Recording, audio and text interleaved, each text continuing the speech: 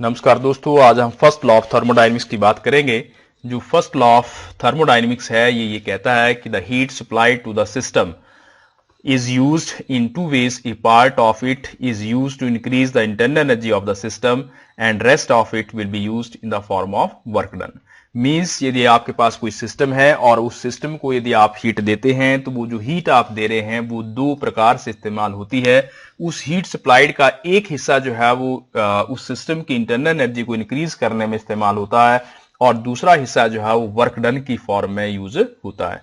इसको इस बात से समझ सकते हैं कि मान लीजिए ये हमारे पास सिस्टम है। आप सिंपल जो प्रेशर कुकर हमारे घर में होता है खाना बनाने के लिए जिसको हम इस्तेमाल करते हैं उस तरह का सिस्टम आप मान सकते हैं कि ये सिस्टम है हमारे पास। और जो गैस हम ऑन करते हैं ये हीट यहां से सिस्टम को दे रहा है। इस हीट का एक हिस्सा जो है इसकी ये जो भी आपने इस प्रेशर कुकर के अंदर रखा हुआ है उसकी काइनेटिक एनर्जी या उसकी पोटेंशियल एनर्जी को चेंज करने में इंक्रीज करने में इस्तेमाल होगा। मींस इंटरनल एनर्जी को बढ़ाने में इस्तेमाल होगा और कुछ देर के बाद इसकी विसल लगेगी। विसल लगने का मतलब ये हुआ कि कुछ वर्क हुआ। तो हम सिंपल इस चीज को मैथमेटिकली एक्सप्रेस करना चाहें तो हम ये कह सकते हैं कि dq this is the small amount of heat supply to the system.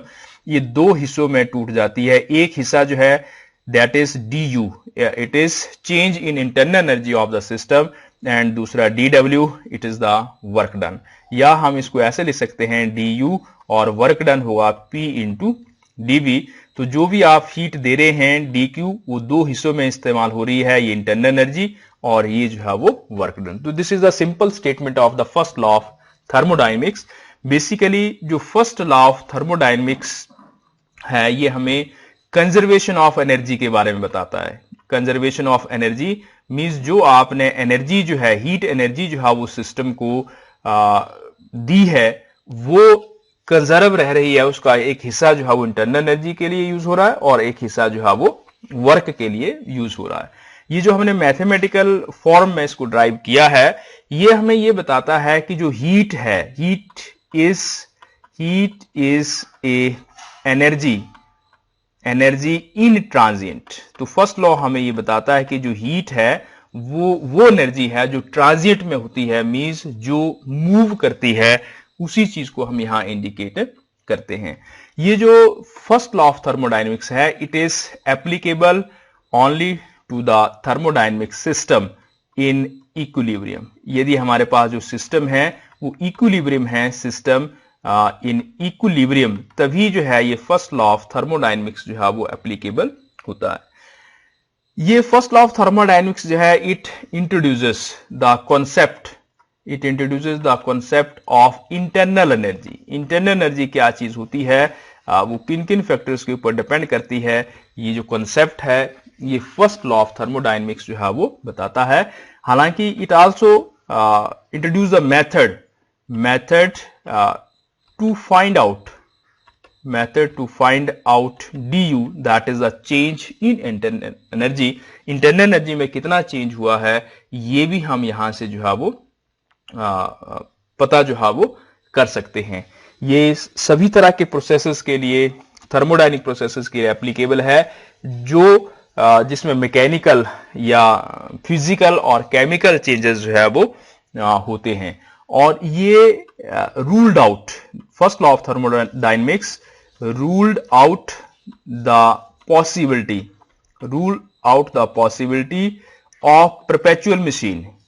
Perpetual machine मतलब उस तरह की मशीन जो किसी बिना हीट सप्लाई के अपने आप काम करे, इस तरह की पॉसिबिलिटी को जो है वो नकारता है। मतलब हम कोई भी ऐसी मशीन नहीं बना सकते जो मशीन जो है वो बिना हीट सप्लाई किए हुए बिना एनर्जी सप्लाई किए हुए अपने आप ही काम कर सके। तो ये जो भी मैंने पॉइंट्स 4-5 पॉइंट्स आपके साथ शेयर किए हैं these are the significance of first law. ये फर्स्ट लॉ की जो है वो इंपॉर्टेंस है कि फर्स्ट लॉ हमें क्या बताता है, कंजर्वेशन ऑफ एनर्जी बताता है। हमें ये कहता है कि एनर्जी इन ट्रांजिट उसको हम हीट कहते हैं। ये एप्लीकेबल है उन सिस्टम के लिए जो इक्विलिब्रियम में होते हैं। ये इंटरनल एनर्जी के कॉन्सेप्ट को बताता है, इंटरनल एनर्जी को चेंज करने का मेथड बताता है और ये इस बात की संभावना को नकारता है कि कोई हम इस तरह का सिस्टम बना सकते हैं, कोई ऐसी मशीन बना सकते हैं जो अपने आप ही काम करे। अब हम यहां पे कुछ लिमिटेशंस की बात करते हैं कि इसकी कुछ लिमिटेशंस भी हैं, फर्स्ट लॉ की लिमिटेशंस। यदि क्या क्या कमियां हैं उनकी यदि हम बात करें, limitations of the first law of thermodynamics. Limitations में जो फर्स्ट लॉ ऑफ थर्मोडायनेमिक्स है, first law of thermodynamics, first law of thermodynamics does not tell us, क्या क्या नहीं बताता। फर्स्ट चीज, direction of transfer of heat, direction of transfer of heat, heat जो है वो कहां ट्रांसफर होगी, किस तरफ ट्रांसफर होगी, उसकी जो डायरेक्शन है उसके बारे में ये नहीं बताता है। जनरली अभी तो हम ये जानते हैं कि heat always transfer from the high temperature to the low temperature, मगर जिसमें जीरोथ लॉ और फर्स्ट लॉ जो दिए गए थे आज से 100 साल पहले, उसमें ये मालूम नहीं था कि हीट जो है वो किस तरफ, किस डायरेक्शन में जो है वो ट्रांसफर होती है। तो ये एक लिमिटेशन है फर्स्ट लॉ की। दूसरी चीज, quantity of heat, quantity of heat which converts, quantity of heat which converts into work, heat की वो क्वांटिटी जो वर्क में बदलती है वो कितनी होती है, कितनी। हमने ये कहा कि जो हीट देंगे उसका एक हिस्सा इंटरनल एनर्जी में इस्तेमाल होगा, एक जो है वो वर्क में, मगर कितना क्वांटिटी, कितना जो है वो वर्क में बदलेगा, उसकी क्वांटिटी के बारे में ये नहीं बताता है। और लास्ट चीज की कंडीशंस, वो जो कंडीशंस हैं, conditions of transfer of heat, conditions of transfer of heat energy की जो कंडीशंस हैं, किस कंडीशन में हीट ट्रांसफर होगी, ये इसके बारे में भी नहीं बताता है। तो बेसिकली जो फर्स्ट लॉ ऑफ थर्मोडायनेमिक्स है, इसकी 3 लिमिटेशंस हैं। फर्स्ट है कि ये डायरेक्शन के बारे में नहीं बताता है कि हीट किस डायरेक्शन में ट्रांसफर होगी। दूसरा है कि ये क्वांटिटी के बारे में नहीं बताता है कि कितनी क्वांटिटी जो है वो हीट की वर्क में बदलेगी। और तीसरा है, उन कंडीशंस के बारे में नहीं बताता है कि किस कंडीशंस में हीट का ट्रांसफर होगा। So although first law of thermodynamics, it is the basic and important law of thermodynamics, it has number of significances, but it has also some limitations. अब हम फर्स्ट लॉ ऑफ थर्मोडायनेमिक्स जो है उसको अलग अलग तरह के सिस्टम्स के लिए यदि हम बात करें, तो जैसा हमने कहा कि फर्स्ट लॉ ऑफ थर्मोडायनेमिक्स ये कहता है कि the heat supplied to the system dq is equal to du plus PdV. This is the basic mathematical statement of the first law of thermodynamics. यदि हम आइसोथर्मल सिस्टम की बात करें कि मान लीजिए हमारे पास जो है वो आइसोथर्मल सिस्टम है, तो आइसोथर्मल सिस्टम में फर्स्ट लॉ ऑफ थर्मोडायनेमिक्स जो है वो कैसे काम करेगा। आइसोथर्मल सिस्टम में हम ये कहते हैं कि वो सिस्टम जिसमें टेम्परेचर जो है वो कांस्टेंट होता है उसको आइसोथर्मल कहते हैं। जब टेम्परेचर कांस्टेंट है, इसका मतलब derivative of temperature it should be equal to 0, क्योंकि जो इंटरनल एनर्जी है it is a function of temperature, it depends upon temperature. इसलिए यदि टेम्परेचर में चेंज नहीं हो रहा है तो इंटरनल एनर्जी में कोई भी चेंज नहीं होगा। और यदि ऐसी बात है तो ये जो फर्स्ट इक्वेशन हमने लिखी है, this first equation, it implies that is the du की वैल्यू 0 हो जाएगी, it is equal to pdv। इसका मतलब यदि सिस्टम जो है वो आइसोथर्मल है, तो आइसोथर्मल सिस्टम में जो भी आप हीट देंगे वो सारी की सारी हीट जो है that will converts into the work, वो वर्क में जो है वो बदल जाएगी, वो इंटरनल एनर्जी में जो है वो कन्वर्ट नहीं होगी। तो this is for isothermal system.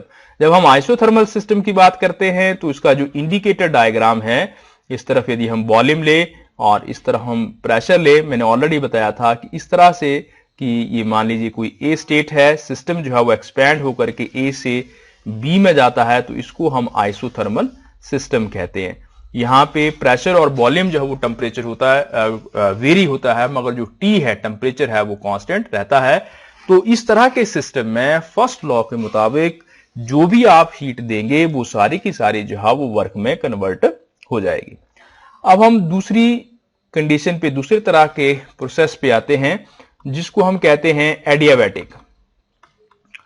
Adiabatic वो प्रोसेस होता है जिसमें सडन हीट का एक्सचेंज होता है, सडन प्रोसेस होता है और जिसमें हीट का एक्सचेंज नहीं होता है, that is D Q, change in heat, it is equal to 0। तो जो फर्स्ट लॉ है, क्योंकि वो कहता है D Q it is equal to D U plus PDV, और इसको हम इंडिकेटर डायग्राम बनाएं तो इस तरह से बनाते हैं, इस तरफ B, इस तरफ P। ये जो कर्व है ये शार्प एकदम से नीचे की तरफ आती है, प्रेशर एकदम से कम होता है और वॉल्यूम एकदम से जो है वो इंक्रीज होता है। तो इस तरह का जो सिस्टम है उसको हम एडियाबैटिक प्रोसेस कहते हैं।